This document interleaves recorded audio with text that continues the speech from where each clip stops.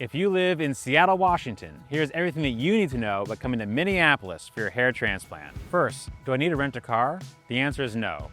The moment you arrive, your transportation from the airport to the clinic is totally taken care of. You can just focus on getting the rest you need for your big day tomorrow. Can I go home the same night, or do I need to stay an extra night in Minnesota? Most of our clients will come in the night before the procedure and then leave the next day, just to create a smoother experience and give us a chance to check up on you after the procedure is completed. You're totally fine to fly or drive after your transplant is completed. You'll be given everything you need for your post-operative care once the procedure is completed. Is it safe for me to travel for this procedure solo? The answer is yes. Hair transplants are a safe and common outpatient medical procedure. Most of our clients who work at home return to work the next day. If you'd rather bring someone with you or stay an extra day to enjoy all of what our state has to offer, that's totally fine as well. You'll be totally fine to travel home safe. What should I wear on procedure day? The short answer is we want you to be comfortable. That's why we recommend wearing older clothing that can either button up or zip up. Nothing that you have to pull over your head like a t-shirt. In your procedure room, you'll have a flat screen TV chock full of Netflix, Hulu, and DirecTV. If you want to play games on an iPad, you can bring that. And if you want to listen to your favorite podcast, we also recommend bringing a set of headphones. Do I have to take off work? The answer for most people is no. If you work at a desk job or work at home, most of our clients will return to work the very next day.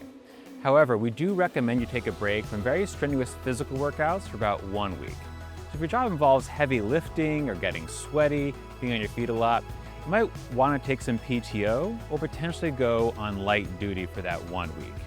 After then, you're fine to resume all the same activities that you did before. You also have a little bit of scabbing that lasts for about 1 week. If you're planning on being in front of a lot of people, you might want to wear a nice, loose-fitting baseball cap to cover up until those scabs fall off. What should I do the day before and the day of my procedure? Well, first you'll want to pause any blood thinners you might be taking. That includes things like fish oil and vitamin E. Second, you'll want to eat healthy. A high-protein diet is great for the healing process. And third, for that same reason, we'll want to avoid alcohol and smoking. Finally, if you're planning on being in the sun after your procedure, we recommend avoiding getting a sunburn. And you can do that by wearing a nice, loose-fitting baseball cap. So what does it actually cost all in to get a hair transplant in Minnesota? Well, that's the beauty about paying Midwest prices. We give you clean, transparent pricing in our virtual consultations. During your consultation, which we do nationwide, we'll examine your hair loss, talk about your goals for hair restoration, and give you a very clear picture of exactly what you need and exactly how much it's going to cost. We also offer to match any published price that's published online, so you can ensure you're going to get the absolute best value at the Hair Restoration Institute of Minnesota.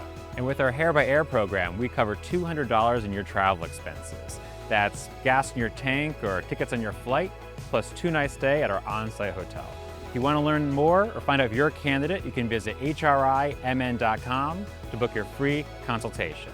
And remember, you can't spell hair without HRI.